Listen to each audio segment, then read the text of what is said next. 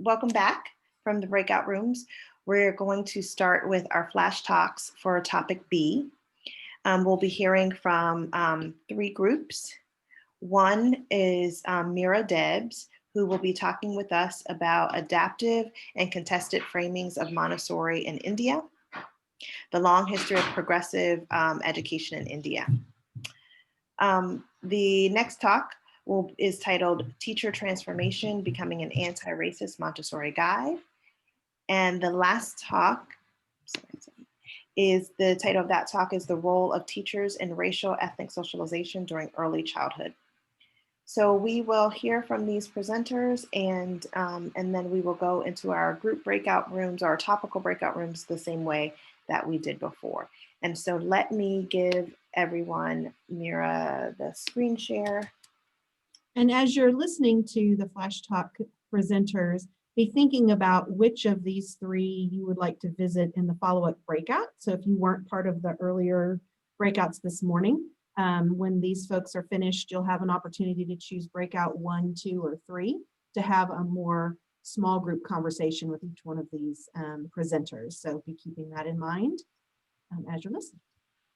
Okay, and so I think that we are now ready for Mira to be able to be a co-host and share her screen. There you go. Okay, can you see my screen? Yes. And can you hear me? Yes. Okay. So I want to start off just by thanking everybody who's at the conference today, and to Angela and Stephanie and all of the organizers for putting this together. It's really been such a joy to be in company with so many of you and to have the opportunity to learn from all of the presenters today. And I have a lot that I'm currently mulling over. In my talk, I want to expand our conversations about racial justice beyond the borders of the United States, to think about racial justice in a global lens. As I talk about Montessori in India, just a word about my own background as a researcher. I'm not Indian myself, but I come from having grown up and spending a lot of time in India as a child studying Hindi, and have gotten a lot of insight for doing this research from close conversations with Indian Montessori educators. And I'm still early in the process of this research, so I welcome your feedback. And I'm also interested in collaborative possibilities. So looking forward to talking about it with all of you. So I got interested in doing research on Montessori in India, in part from working on public Montessori in the United States. And I'll be talking more about that in my presentation tomorrow afternoon. And I learned about government-run Montessori schools in India, and also about Maria Montessori's connections, her time spent in India and her connections with the Indian independence movement. There's also, India's notable for its long, uninterrupted Montessori tradition, which stretches from 1915 to today. So it's different than in the United States, where there's an interruption. And I also had the chance to visit several Montessori schools when I was in India in 29, including this government-run Montessori program in the southern city of Chennai. There's some really exciting research coming out now about Montessori in India. Erica Meredith has a book coming out this year that's thinking about Montessori's intellectual thought contribution to pacifism, and she has a really wonderful chapter on how Montessori's thinking was influenced by the time she spent in India. And there's also some really exciting work on the evolution of the Montessori movement in India. I was interested specifically to connect Montessori in India to broader conversations about progressive education in India. And there's good research happening in that. And also thinking about this idea that I started developing in the public Montessori book about the dynamism of the Montessori movement and the number of different groups that have claimed Montessori and framed Montessori for very different educational purposes. So I was really interested to see if any of those same patterns were existing in the context of India. And so this inquiry has used the question of how has Montessori education in India been framed by various audiences between 1915 to 2020. And I've been using secondary sources and newspapers. At some point, I hope to do some interviews with Montessori training centers in India. But in my preliminary findings, I found three significant different framings. A framing that has thought about Montessori as adapted to Indian conditions and Indian culture as a way of presenting a strong cultural training for Indian children, a tradition of English medium Montessori for elite children, and a narrative about Montessori for India's poorest children, which following some of the presentations earlier is definitely talked about in a fairly deficit language. So just a little bit of context about the Indian education system for those of you who may not have encountered it before. So India is a country of 1.3 billion people with 600 million youth under 25, so massive young population. Education is run at the state level, and there are 28 states and 7 territories. And there are 22 different languages. And the social divisions in India are not necessarily by race, but are often by religion, by language, and by caste. And a much smaller percentage of students in India attend government schools, about 65% for primary education, 58% for secondary, which is much lower than 90% in the US. And in recent years, there has been a big push to have universal elementary education. Now that that has nearly been accomplished, there's a focus on expanding early childhood education and making that early childhood education more learner-centered. So just to give you a sense of where we're going in the conversation, one of the things that I've been mapping out as I've been developing this argument is thinking about these 3 different frames and what has been the purpose, who have they been developed for, and who has been in support of them. So the when Montessori first started being shared internationally, there was a lot of excitement in India about Montessori as a child-centered method, and that a method that could be compatible with moving education away from a British model of education, a model that could use Indian languages, that could be focused on handwork, could be focused on handicrafts, and it was embraced by a number of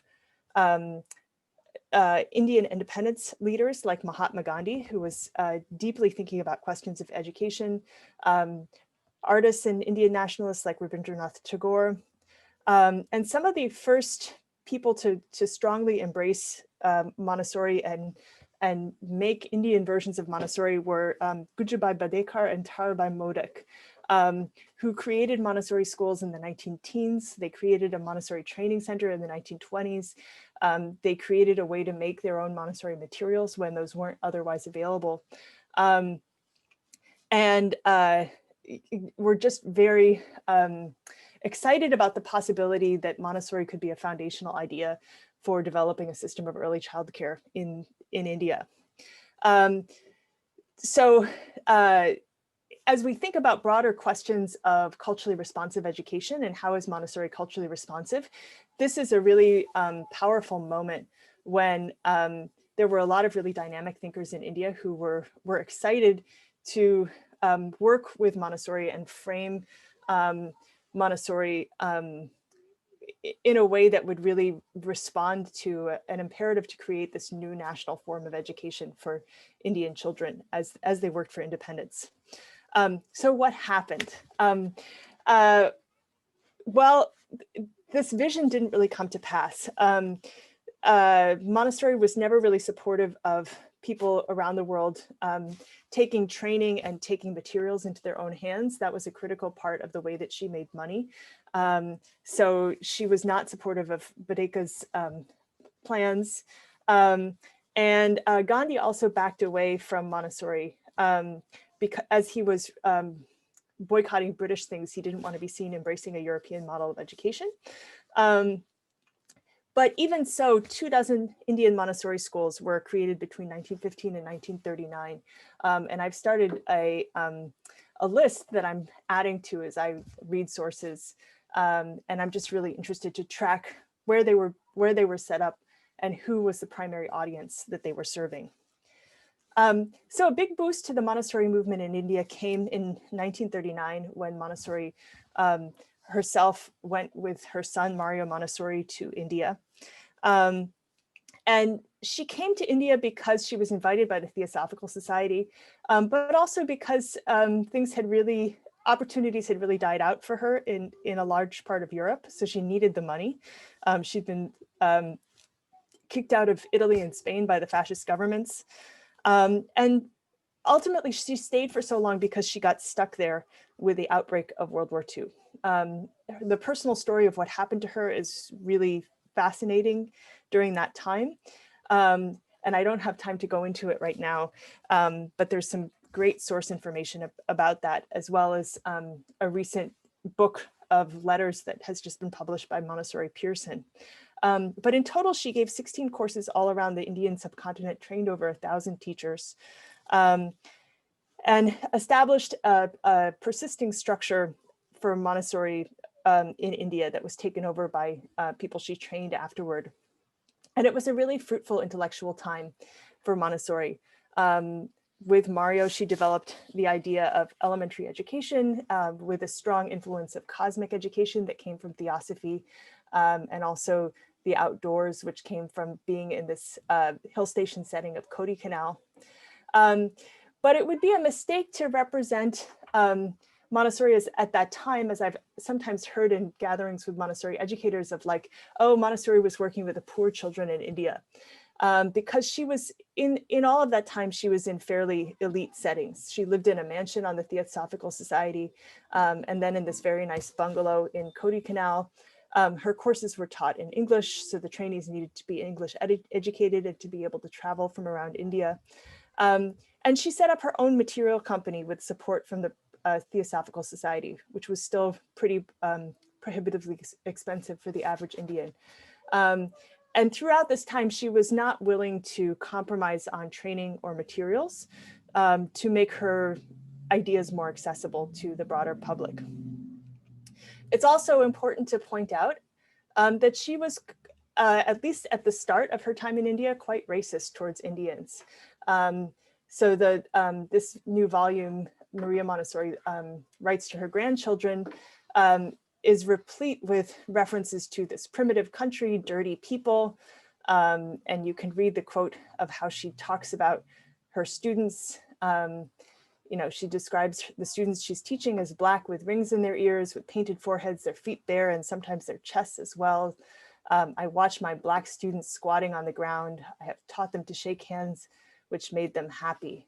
So, you know, yeah, it's pretty awful. And Carolina Montessori, her granddaughter, is like, well, you know, she's kind of using the language of her time, but it's racist.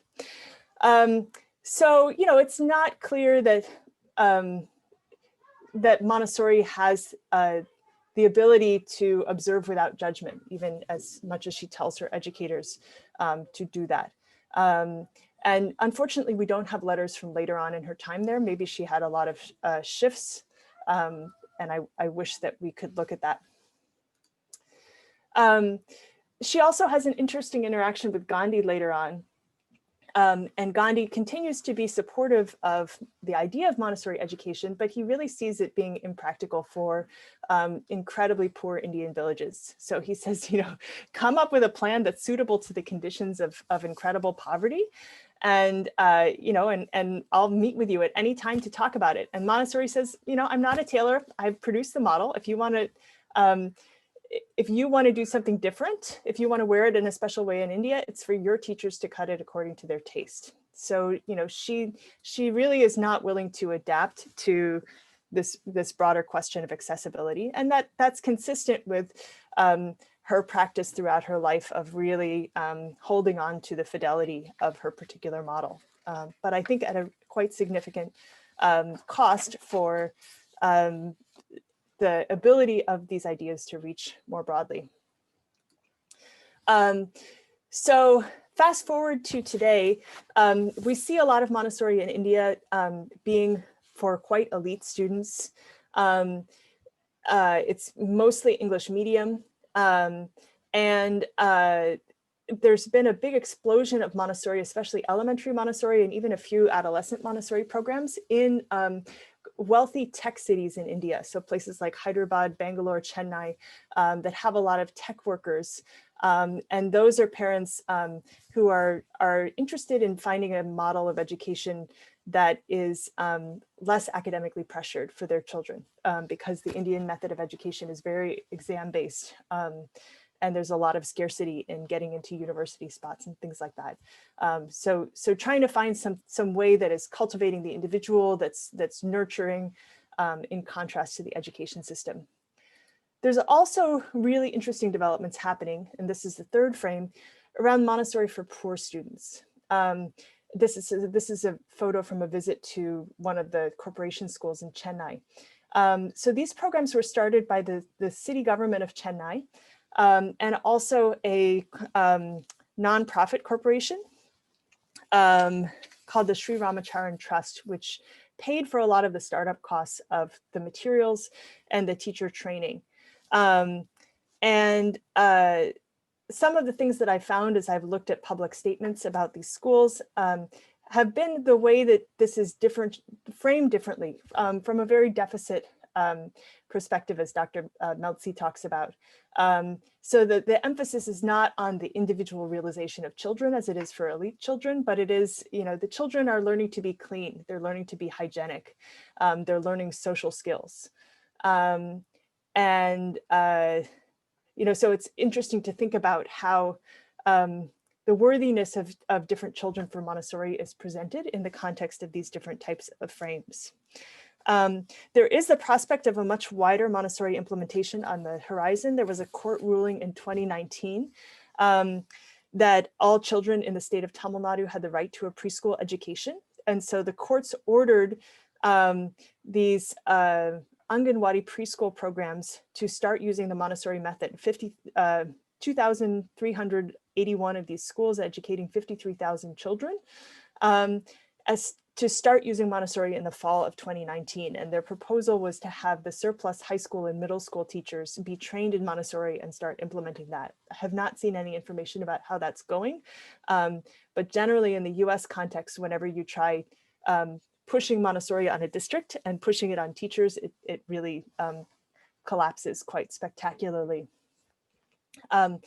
If I have time, the last frame that I just wanted to mention is revisiting this idea of Montessori for building and sustaining culture. And this is something that I write about in the context of Indigenous Montessori programs in the United States, where Montessori has been used really powerfully as a vehicle for language preservation. And so I unexpectedly stumbled upon a really dynamic place that Montessori is occurring in India, which is that there are 45 Tibetan refugee communities around India of Tibetans who fled from Tibet to India with the takeover by China in 1959.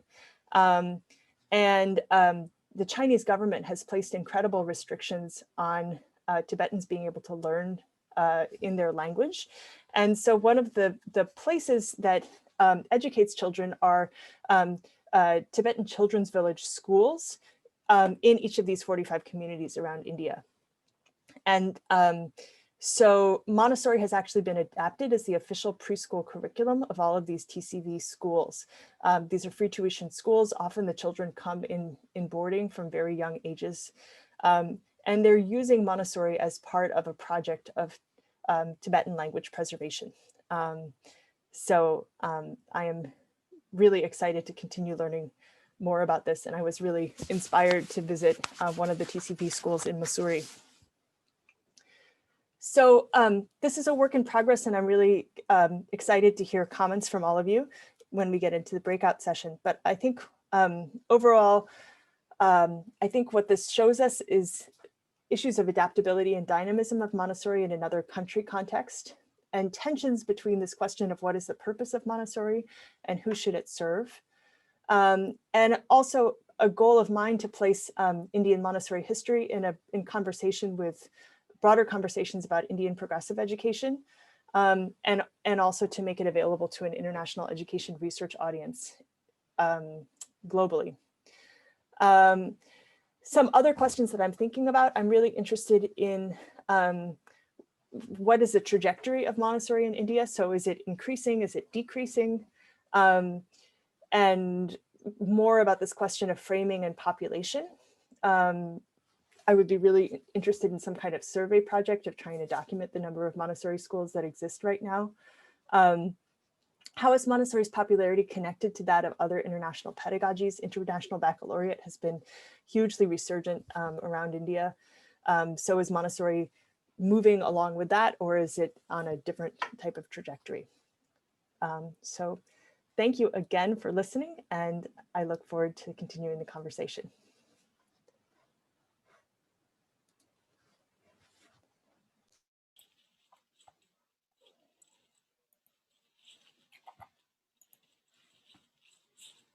Next, we will have our presentation by Luz.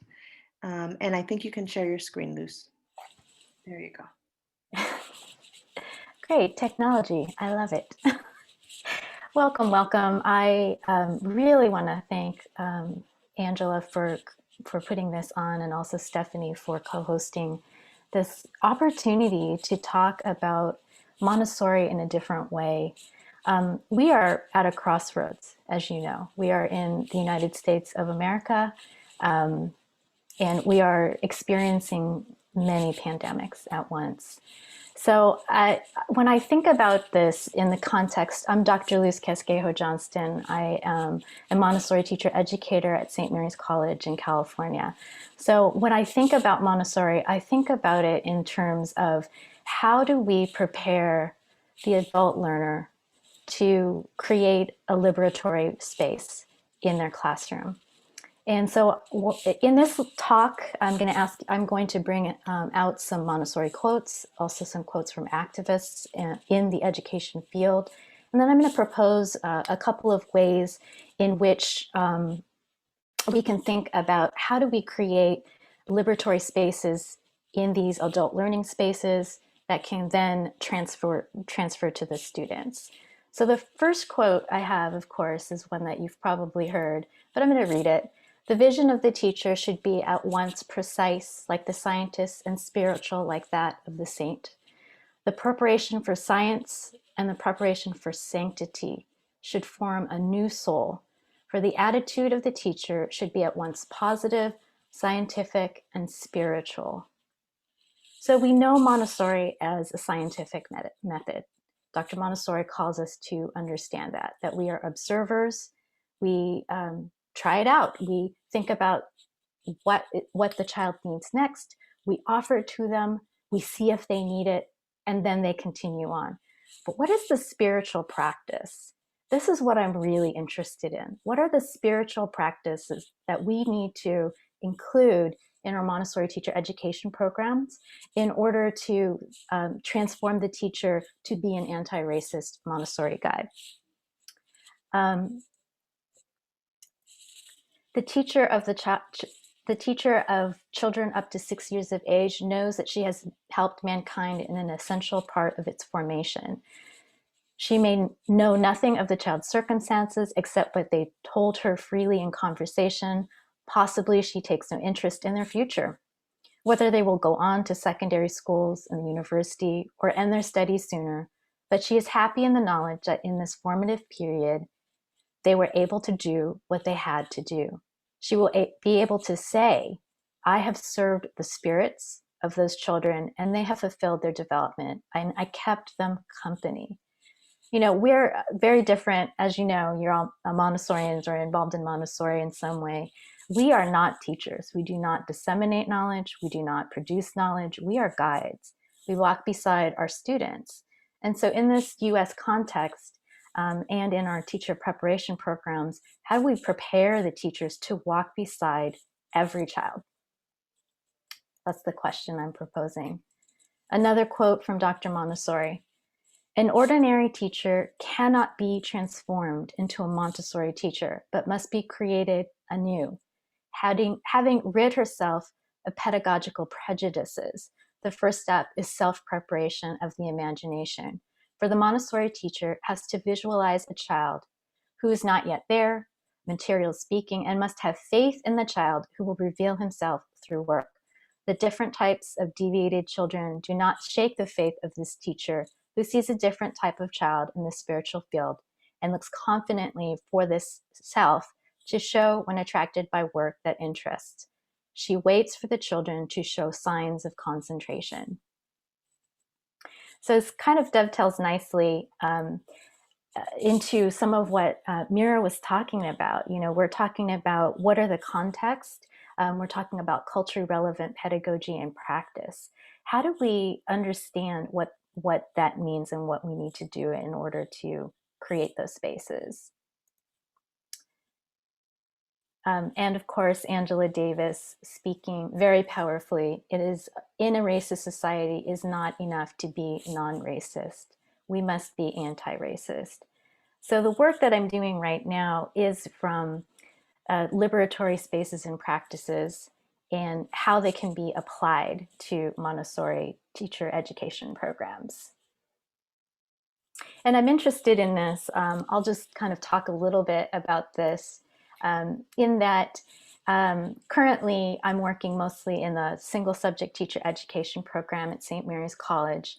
And that program went through a radical transformation about 5 years ago. Their current design is around creating liberatory spaces. So as I got deeper and deeper into my teaching in the single subject program, I came across and understood more of what I wanted to share with the Montessori community. How do we create, so in our single subject program, we teach classes like liberatory methods and methods for the expansion of the human consciousness. We teach social justice in education, and it's woven throughout the program. How can we do that in Montessori teacher education? I'm super heartened by Brian Jackson's introduction at the beginning and the first flash talk around what is happening at AMS with his colleague Ma'ati Wofford, who I think is still in the room. We are moving and on the cusp of these really exciting things that can help us with creating spaces for all children. So another quote, one from Paulo Freire, who wrote pedagogy, many books on educational philosophy and theory. Pedagogy of the Oppressed is his most well-known, but he also wrote Pedagogy of Hope, which was a later book. And he worked with very, very marginalized communities in Brazil and talked about the dialogic method, where we work in community with our students. And this is something I feel that is really salient in the Montessori world, because we know that Montessori in the public sector, as traditional public education schools, as magnet schools, and as charter schools, is growing by leaps and bounds. As Mira mentioned, there are 500 or so public Montessori schools, and those schools are just proliferating. So as we move into these spaces, we need to understand the communities. And so linking ourselves to the work of an educational philosopher like Paulo Freire will help us, because we think about how do we ask the questions of the community that will help us to guide, to work with the community to provide the best results for the community. Another quote, if you've come to help me, you're wasting your time. But if you've come because your liberation is bound up in mine, then let us work together. And this is Lila Watson, who's an Aboriginal educator and activist. We need to understand that the structures in place currently are the structures that tie and bind us at every level, no matter how we identify in our intersectional ways. The liberation of women is also tied to the liberation of men, the liberation of folks that have been racialized, ethnic groups. all of these intersecting identities all require specific types of liberation, and they're all bound together. So these are some terms that I've been thinking about and that are known to many of you all. As a founding board member of Montessori for Social Justice, these are some things that many of the folks who were part of that community have really kind of uplifted and solidified. So beloved community comes from Dr. Martin Luther King Jr. And this is a term that he talked about many times within his work in the civil rights movement. And the idea here is that beloved community, each member of the community is beloved in their full humanity. So again, we're talking about these intersecting identities. White supremacy, these are overt policies, representation in curricula, or depictions in mass media that show whiteness as the norm. And this is from teachingtolerance.org. If you haven't used that website before, it is created by the Southern Poverty Law Center and has so many resources for you as an individual, for you as a classroom teacher in your classroom, and also for you as an administrator. So it really speaks to all, and I wanted to make sure that you had that resource. So overt policies, representation, or erasure in curriculum. How are we centering whiteness within our curriculum? These are the questions I have, even when I'm thinking about some of our classic elements of Montessori education, including the cosmic tales. How are we, what are the cosmic tales? Who are the cosmic tales for, and why are they for? Are the questions I tend to ask in my conversations around the cosmic tales. And then the last term I want to center is settler colonialism. Today, settler colonialism plays out in the erasure of indigenous presence. American schools do not teach about Native Americans, past or present, and when they do, information is often wrong or incomplete. Students are rarely taught about contemporary Native peoples who have survived the settler colonial process and continue to thrive, create, practice their traditions, and live modern lives. And Mira mentioned the use of Montessori currently in some indigenous population. I want to highlight and uplift the work of Tricia Mokino, who will be speaking, I believe it's tomorrow afternoon, about who created and founded the Keris Children's Learning Center, and they use the Keris language in a Montessori setting to uplift their culture, to reclaim their understanding, and to disseminate their language. So there is a way that we can think about Montessori that will help us not only bring out the best in the child, but also reclaim a lot of what we may have lost. So some of the terms in ABAR-centered pedagogies that I want to bring to you are culturally relevant pedagogy, which was posited by Dr. Gloria Ladson-Billings. And this idea is, this pedagogical practice is incorporating the culture of students into the curriculum to increase access and achievement of historically marginalized people. So in this way, I want to think about mirrors and windows, right? When you have a mirror, you see yourself. And if you have mirrors in your curriculum and mirrors in the literature that you use, I, as a person, can see myself in that curriculum, and I can engage with the curriculum in a deeper way. And then we also have the concept of windows, where I am looking into another's experience. So I want you to think about it in this way. Think about it in the way of, think about your own primary language, and if you were dropped into a classroom where they were speaking a different language other than your primary language, and where the culture was not matched to your own. What does that feel like? What do you as a learner have to do in order to access the curriculum? Beyond language, there's a hidden curriculum around culture, what is acceptable and what is not acceptable. And so you start to learn and acculturate yourself to that norm. So this is the experience of many children in marginalized communities in classrooms where this deep ABAR work has not been done. They are consistently looking into a window and having to figure out how to access the curriculum. We need to provide those mirrors through culturally relevant pedagogy. Continuing in that line of culturally relevant pedagogy, we have culturally sustaining pedagogy and practice, which was posited fairly recently by Paris and Alim in 2014. And this goes a step further. This talks about incorporating the culture of the students into the curriculum with respect and deep understanding as a virtue and a practice unto its own. Understanding that when we uplift culture, we respect culture, we use culture, all of the curriculum can be accessed. So the achievement becomes a byproduct of the alignment with culture. And to do all of these things, there needs to be a development of cultural humility. So this is actually comes out of the medical field and was posited by Turvalone and Murray Garcia in 1998, actually in Children's Hospital of Oakland, which I had a lot of experience with when my daughter was very young. So this is the lifelong process of self-reflection and self-critique.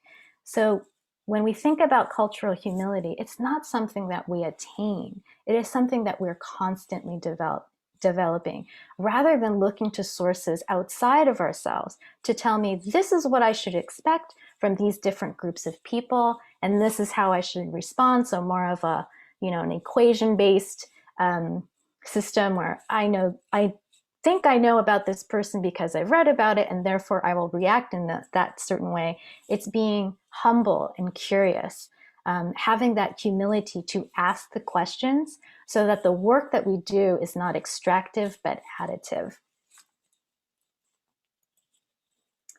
So components of ABAR teacher education practices, programs, is that building of beloved community. The second is critical, sustained reflection for adult learners, instructors, and teacher education program leaders. So this is not just one class, 1 hour, one segment of time. This is woven throughout. So the single subject teacher education program at St. Mary's has done this throughout. It's in everything. It's in our ed psych class. It's in our mathematics pedagogy and practice class. So what are the questions we need to ask for that sustained critical reflection throughout the teacher education program, in the philosophy course, in the practical life course, in the language course, in the history course? What do we need to do in all of those in all of those sections to support critical, sustained reflection for our adult learners? These are the questions that I've been asking myself as I go throughout my process. And then we need to support to give the adult learners support to explore and interrogate and understand their own identity in a social context. So as I think about my own identity and intersecting identities, there are ones that you see and ones that you don't. I present as a cisgender woman and identify that way. I present racially as an Asian woman. I am ethnically below the surface, the daughter of immigrants who immigrated from the Philippines. I am able-bodied. These are all of these things. What do all of these intersecting identities mean? And how do we see them in the Montessori community? And how do we support the full and whole humanity of our adult learners as they're going through our teacher education programs so that they can support the full humanity of the students in their classrooms? And this is going to require an anti-racist framework that's applied to everything, to curricula, to policies, to recruiting, all seamlessly throughout. And so when we go out into our breakout rooms, I wanted to make sure that you had my information if you want to contact me. I'm also I'm a proud board member of AMS, and I'm also the co-chair of the Justice, Equity, Diversity, and Inclusion Committee So there are a number of different ways you could take down this email. You can look on the AMS website. Thank you so much for your time and your listening, and I look forward to talking to you in the breakouts. Thank you so much, Dr. Casquejo Johnston. I love hearing you speak, and we appreciate your contributions. I'm going to turn it over to Meredith. And Meredith, I don't know that I'm saying your last name correctly. Is it Karam? Say it for me, please. Karam. Karam. Okay, wonderful. And your colleague, Kathryn Degnan, is that right? Great. And so you should be able to share your screen, Meredith, and we will turn it over to you. Great.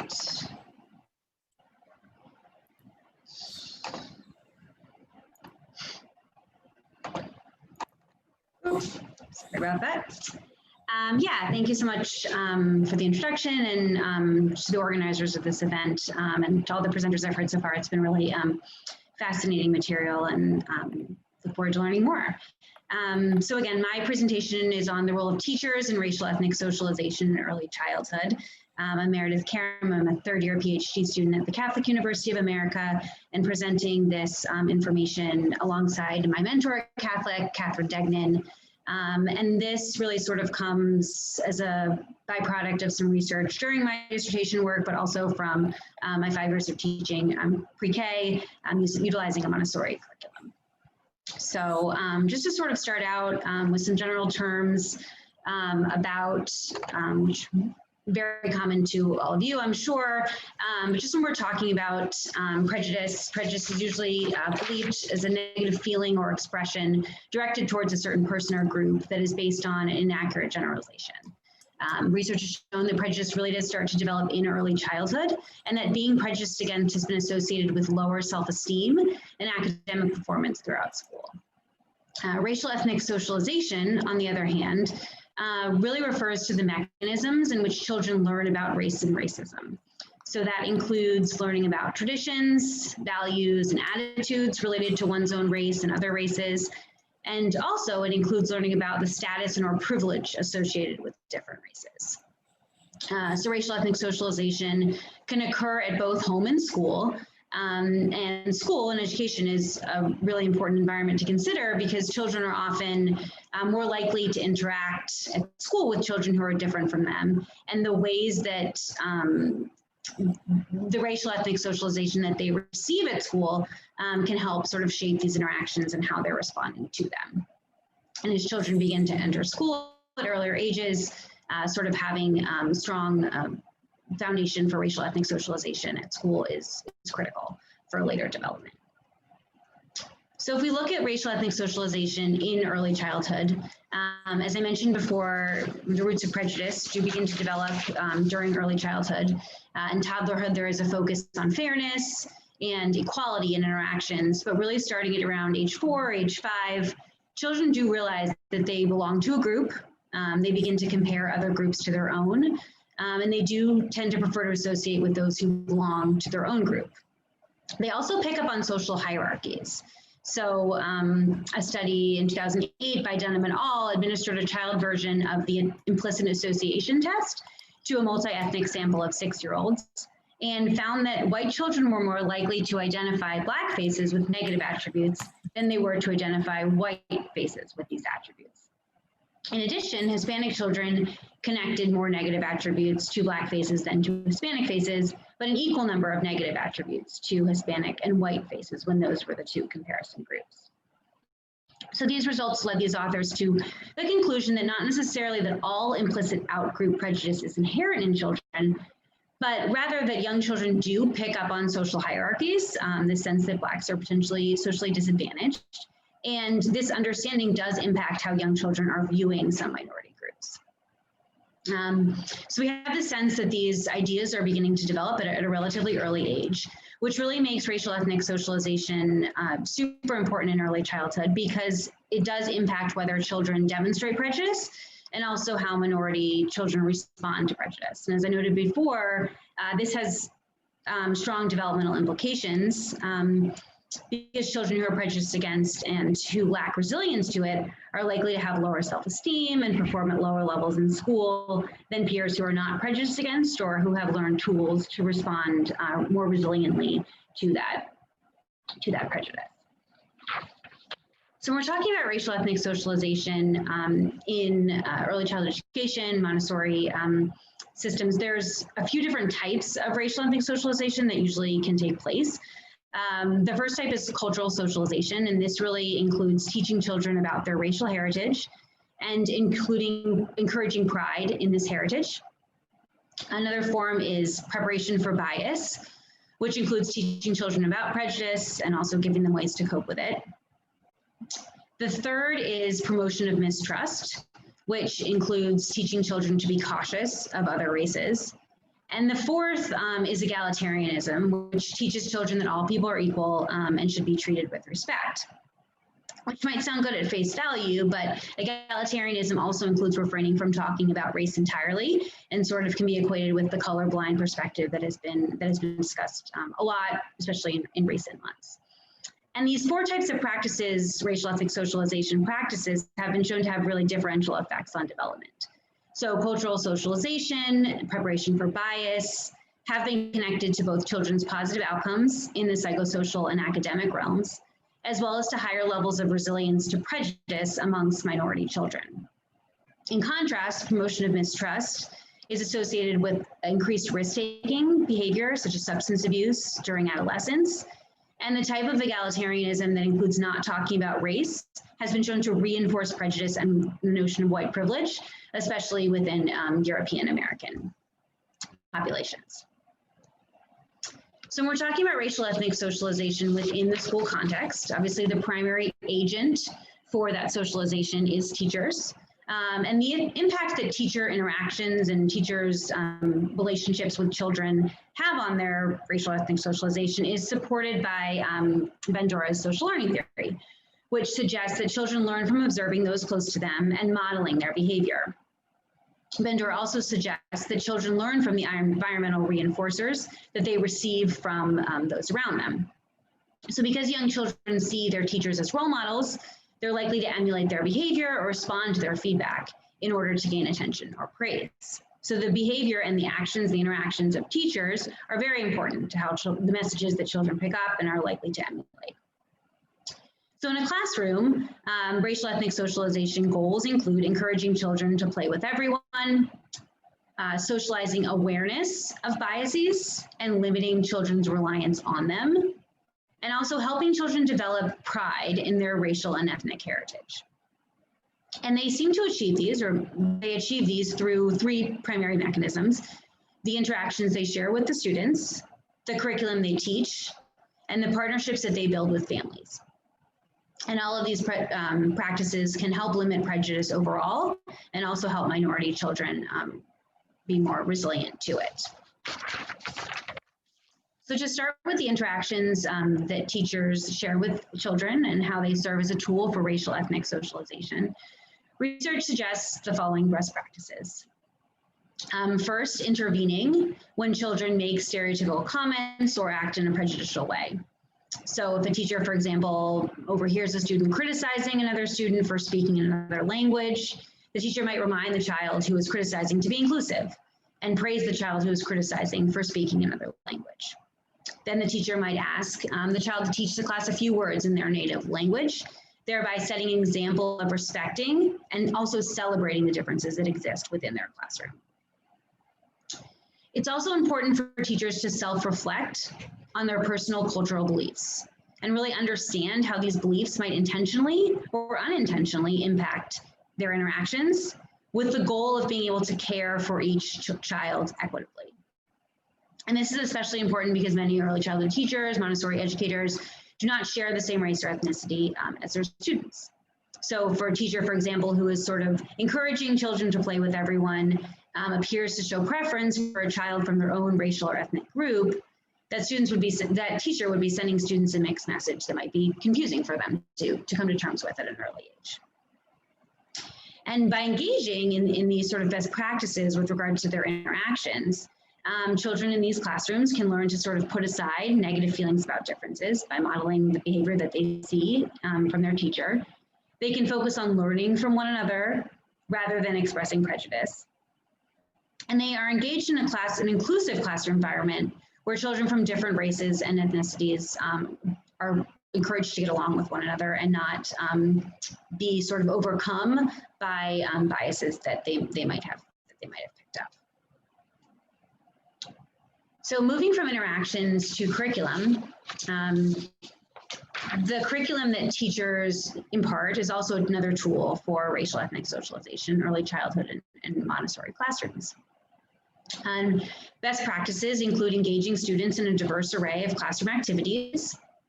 And this is increasingly important as classrooms serve a variety of different cultural groups and children of different races and ethnicities.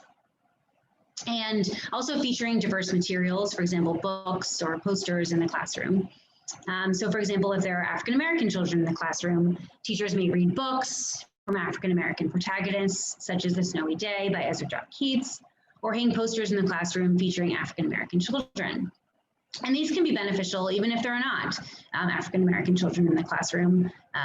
Exposing children to such books can help them sort of develop a greater racial and ethnic awareness. While research has shown benefits of sort of incorporating these diverse classroom activities and these diverse materials into the classroom, especially when it comes to improving children's racial and ethnic awareness, it's not very clear. It doesn't seem that these necessarily can change racial attitudes. And since racial attitudes really contribute to prejudice, they are important to consider. And research has shown that the way to sort of get at these racial attitudes is really to use curriculum to directly confront bias. Okay? So in using curriculum to directly confront bias, it's important because Latson Billings, which I know the previous presenter touched on a little bit, discusses critical race theory, which suggests that racism is sort of viewed as normal in American society, and that curriculum is still formed from a white perspective of authority and power. So because curriculum is formed from this white perspective, multicultural elements are still equated often as less than the dominant white cultural elements. And so it's important in order to maintain white authority and power, stories of racial ethnic minorities that challenge the authority and power of white culture are often left out of curriculum. So to address these issues, it's really important that teachers, when engaging in this type of curriculum, encourage children to openly discuss differences and to discuss sources of bias within the curriculum. So these direct, open conversations about racial and ethnic differences can reduce racial ethnic prejudice and promote an inclusive classroom environment.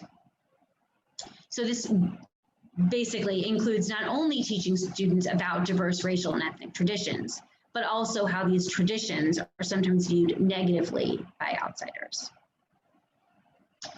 So taking into account these best practices, such best practices can lead to a demonstration of respect for all students, which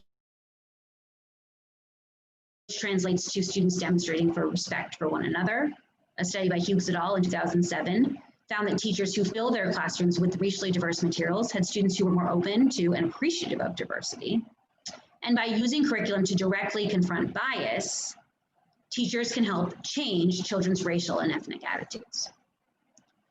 So a study by D'Angelo and Dixie in 2001 found that teaching young European American children about both African American cultural traditions and historical racism helped improve the European American children's attitudes towards African American children. So not only are they more open to different groups, but also have better attitudes towards these groups. And the final tool that I'm going to discuss is the homeschool partnerships, which are a very critical and important tool for racial ethnic socialization in early childhood in Montessori classrooms. So these homeschool partnerships, some basic best practices surrounding them, which we actually touched a little bit on in my last breakout session, is having teachers really work with families to learn about their races, their ethnicities, and this may include inviting families to the classroom to present on cultural traditions, or even going into their students' homes, teachers, and learning first learning about the cultural traditions. And as they're engaging in this learning and in these interactions, it's really important for teachers to acknowledge and address differences in cultural traditions, and in these conversations to really make race explicit. Because as teachers engage in these partnerships and these interactions, they must recognize that not all families that they're going to be working with will approach these relationships in the same way. Schools tend to reflect white middle-class values and expectations that might not align with the expectations of the families of the students in their classroom. Moreover, ethnoculturally diverse families, they might have been exposed to racism, prejudice, or discrimination that really shapes how they interact with teachers and school administrators. And these differences might cause conflict, but the resolution of this conflict can lead to greater understanding overall. And it's really important that teachers are willing to engage with families about these differences, have this direct conversation, make race explicit, and work through the conflict so that they can reach this understanding. By having these direct, open conversations, making race explicit, they will be better able to align the racial ethnic socialization practices that their student is experiencing at home with the racial ethnic socialization that they are experiencing at school. And the parent's perspective here is incredibly valuable because they might be more aware of the racial and ethnic dynamics that are specific to their child.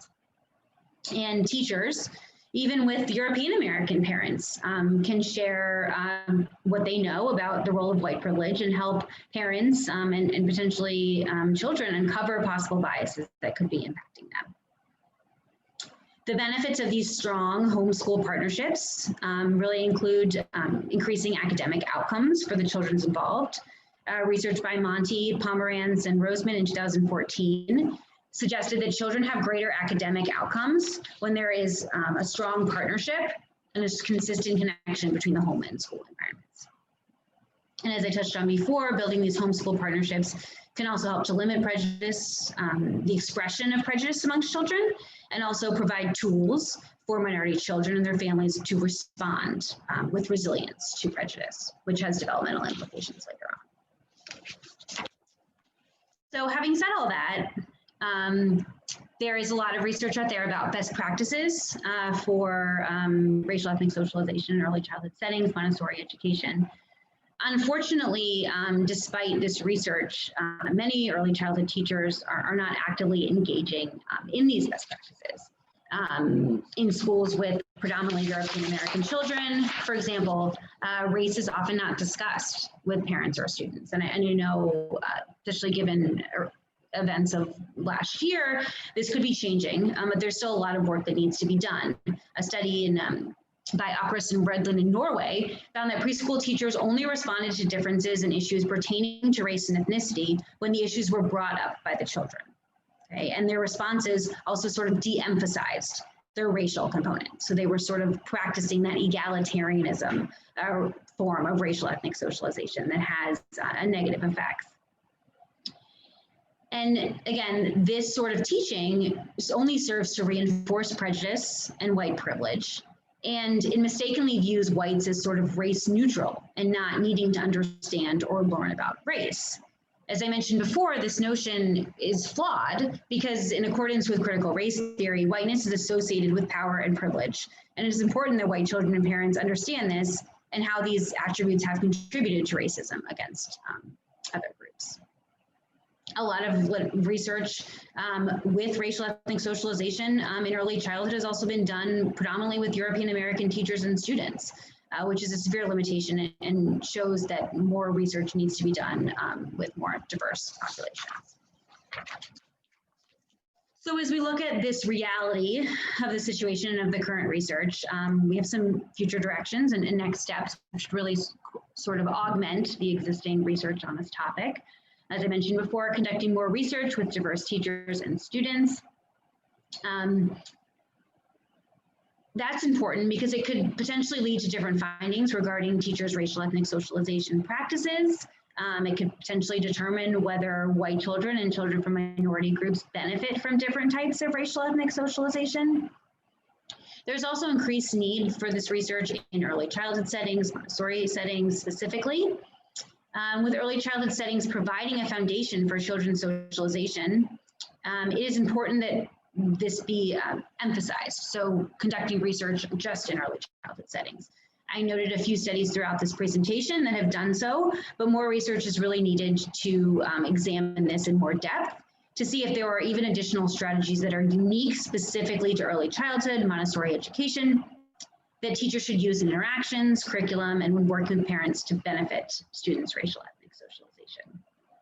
And finally, and quite importantly, I think, is finding a way to apply this best practice research into action at schools. So more work is needed to develop frameworks that can actually help teachers take this research and use it in their classroom. So there's one framework by Derman Smarks et al. In 2015 called Acknowledge, Act, and Adapt that was developed to take into account some of these best practices and help teachers interact with students and teach a curriculum and work with parents in a way that benefits their racial ethnic socialization. But more are needed for sure. And these frameworks could include more sharing of research on children's race awareness and how adult bias impacts children's bias. These frameworks could also include open dialogue about how curriculum contributes to students' racial ethnic socialization. And in developing these frameworks, it's really important that community members involved in anti-racist work are able to observe teachers at school and dialogue with them directly about how their interactions or their curriculum could be contributing to students' racial ethnic socialization. And finally, as part of these frameworks, it's important that parents and teachers form discussion groups about specifically race and ethnicity. To not just learn about one another, but also about how racism has impacted each of their experiences. And these ideas need to be attempted and evaluated in schools with European American teachers and children, and with teachers and children from minority groups. So that is what I have for you today. Here are some references, and I do look forward to more continued conversation in the breakout room.